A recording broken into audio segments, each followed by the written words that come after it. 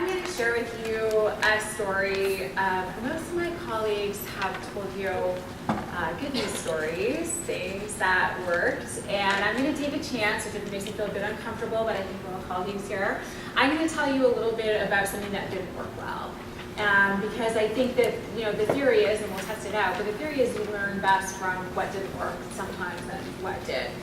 So before I tell you, I'll just set you up with the situation. So the project that I'm going to talk to you about was actually a data center transition.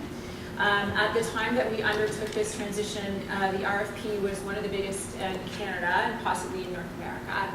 It involved transitioning over 1,500 servers and 300 applications, as well as going from 12 data centers to 2. And it also involved moving to a new service provider. So I should, before I go any further, say it also involved hundreds and hundreds of people from our organization and all the partner organizations that were involved in the transition. And in the end, this is important because I don't want this to sound like I'm sharing something that didn't work. I don't want it to sound like a criticism. The program itself was very successful.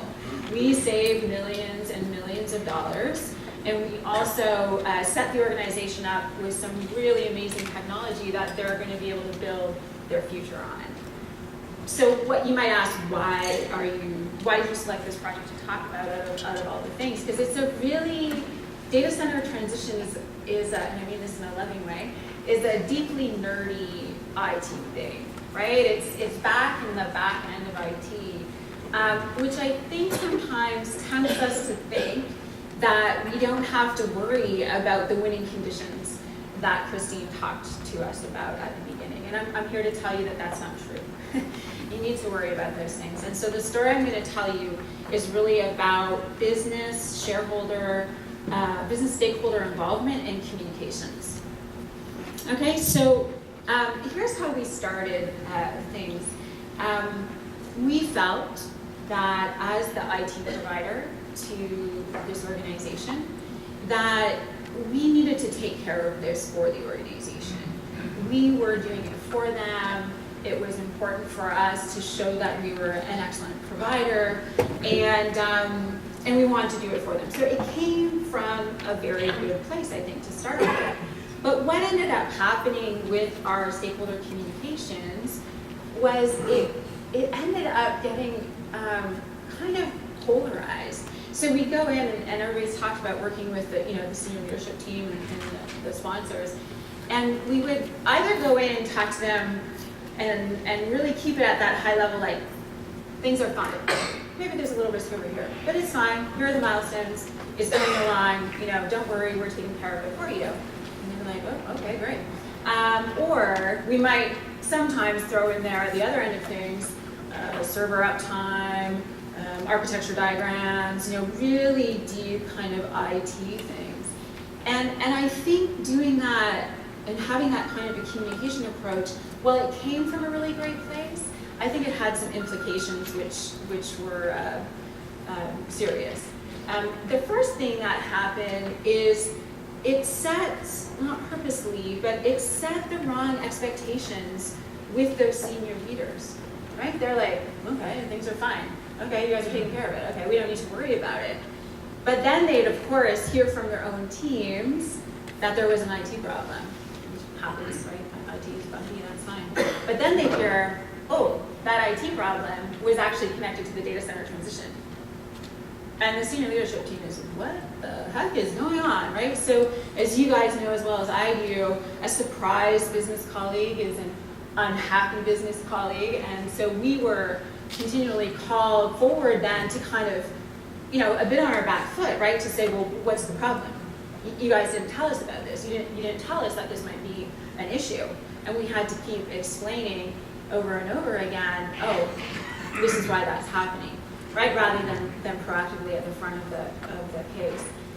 The other thing, which to me is actually somewhat more interesting, is that it also removed the ability of those senior business leaders to act as a part of our change management team. Because they weren't involved and they didn't know, they couldn't actually sell and explain the change to the rest of the organization very effectively. So it was a lost opportunity for us in the way that we handled that. And so I think, the impact of those things, even though the program was really successful, right? And by all measures, especially on the cost saving side, was incredibly successful. It unfortunately had implications for the reputation of the UNT department and the trust that the business felt in us that actually took us many months to overcome. And it would be something that, the next change that came along, because this was several years ago, the next change that came along, they still had in their mind, oh, what about data center transition, right? And so it was this baggage that they kind of carried forward and that the IT department had to bear for a long time afterwards. So what I learned from that, and my advice to you guys would be, I think it's really important, although incredibly difficult, to be really upfront and realistic with the business about what this change is going to mean, and not just like the, woo, this is going to be awesome, we're saving a lot of money, but also what it's going to feel like to go through it, and what might potentially happen along the way, and what some of the risks are. And sometimes I think, especially in something that, like I said, is a really deep IT kind of change, like a data center, it might mean that it takes more work for the IT group to translate the benefits and the risks and what's going to happen into language that the business can understand. Right? So it's not just about server uptime, it's about what this is going to do to the time for your billing process, and something that Chris had mentioned in the project that he worked on. And so I think it's worth that investment, though, because if you can bring your business colleagues along with you, if they're in the project, if they're leading the project with you, the chances of you being successful are so much greater.